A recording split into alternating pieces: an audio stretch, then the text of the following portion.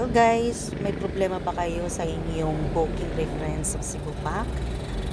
Tara at tulungan ko po kayo kung paano ma-retrieve. Gamit lang ang inyong cellphone. So, umpisahan po natin.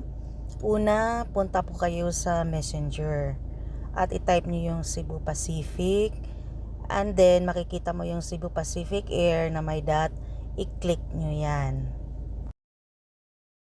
So after mo i-click, lalabas yan. Tapos mag-type ka as your reply, talk to live chat. Lalabas ulit same. Same din ang answer niya, and then type mo number 3, travel info. Tapos mag-reply ulit siya, ganun ulit. So sagutin nyo lang din, I did not receive my booking reference. Sasagot, medyo makulit yun, no? Tapos sasabihin, gumamit ng Charlie. Type mo lang no use with Charlie.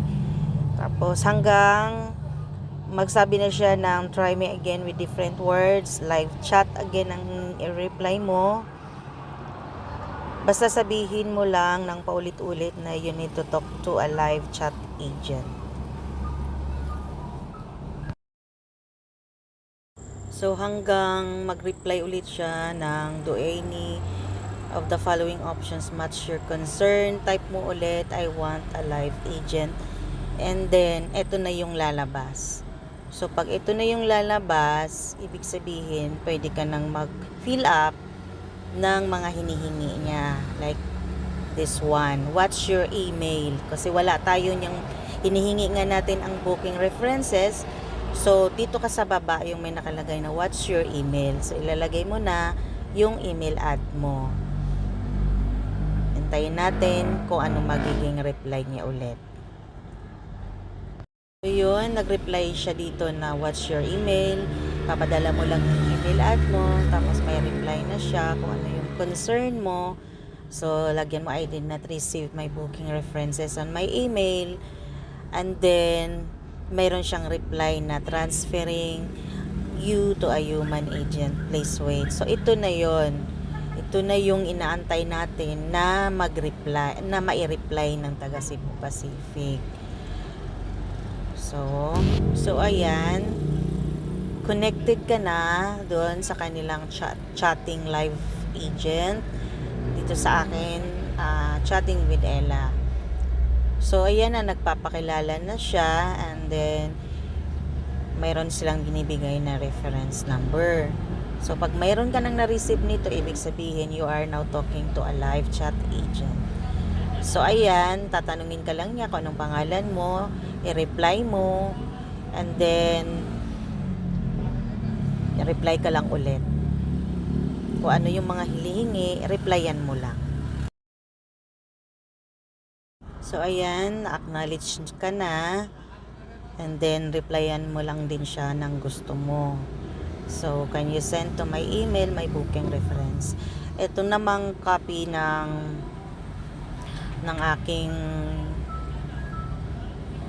travel sure, sinend ko na rin sa kanila in case na maghanap sila ng evidence to prove na nag-book ka nga. So I have a copy of my travel sure confirmation, so sinend ko na lang sa kanila just in case na hanapin, gusto nilang hanapin. Pwede namang hindi ka mag-send kung hindi naman nila hinahanap. So ayan, nagbigay na sila ng instruction. So dun sa instruction, lagay mo lang yung mga info na hinihingi niya. Tapos antayin mo lang yung reply niya.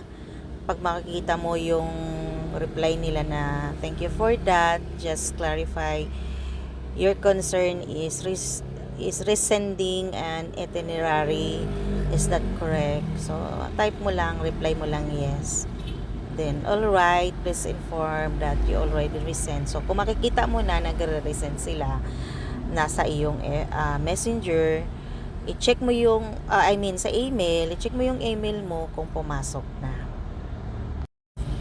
So, again, makikita mo nag-reply siya, and then i-check mo yung email mo kung may pumasok na.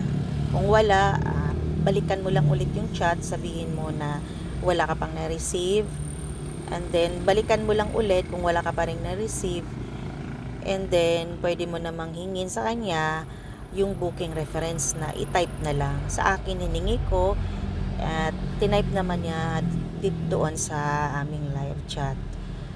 And balikan ko ulit yung email ko, and then pumasok din naman yung email nila sa akin few minutes later. At saka ayun na, nakuha ko na. So thanks to my live chat Ella, nakuha ko na sa email ko, at the same time meron din silang chat sa live chat ng aking booking references. So yun lang po, sana makatulong, at please subscribe kung nakatulong ang video na to sa inyo. Thank you for watching, and then you are free to ask kung mayroon ka pang question. Bye bye!